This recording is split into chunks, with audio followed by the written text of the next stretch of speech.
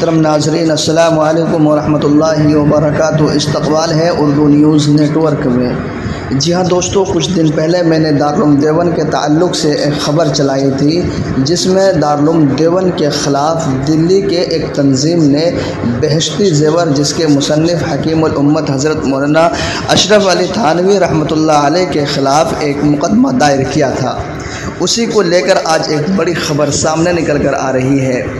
آپ کو بتاتا چلوں کہ مانوشی سدن نامی دہلی کی ایک تنظیم کی شکایت پر چائلڈ پروٹیکشن کمیشن کی جانب سے گزشتہ روز ایس ڈی ایم کی قیادت میں ضلع کے محکمہ تعلیم کی ٹیم نے دارالعلوم دیوبند پہنچ کر بہشتی زیور کے سلسلے میں جانچ کی اور معلومات حاصل کی۔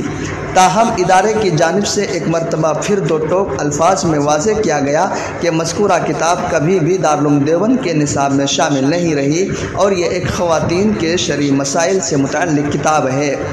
حالانکہ اس دوران ٹیم نے دارالعلوم دیوبند کے ذمہ داران سے کئی فتووں اور تعلیم کے متعلق دیگر سوالات کر کے معلومات حاصل کی۔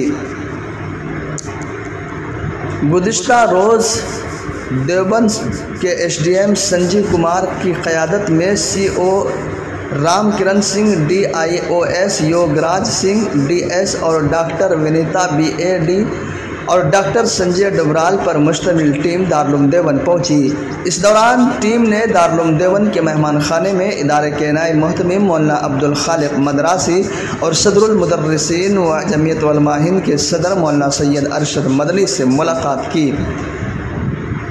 ٹیم نے چائلڈ پروٹیکشن کمیشن کے ذریعے موصول ہونے والے نوٹس پر مشہور زمانۂ مصنف حضرت مولانا اشرف علی تھانوی رحمۃ اللہ علیہ کی تصنیف بہشتی زیور کے معلومات حاصل کی۔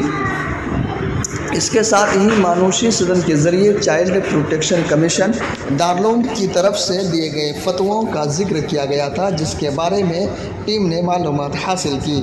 اس دوران دارالعلوم کے ذمہ داران نے ٹیم کو بتایا کہ مذکورہ کتاب ایک صدی قبل لکھی گئی تھی، جس میں خواتین سے متعلق شرعی مسائل ہے۔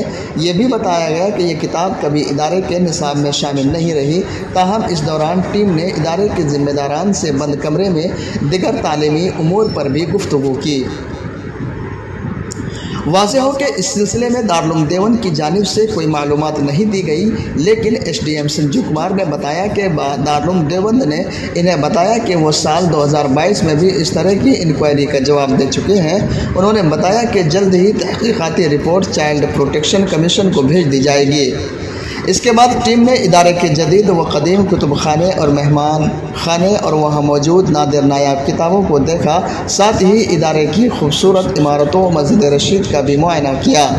اس دوران مولانا اسد قاسمی، مفتی ریحان اور سید وجاہت شاہ نے ٹیم کی رہنمائی کی اور انہیں دارالعلوم دیوبند کی تاریخ سے روشناس کرایا۔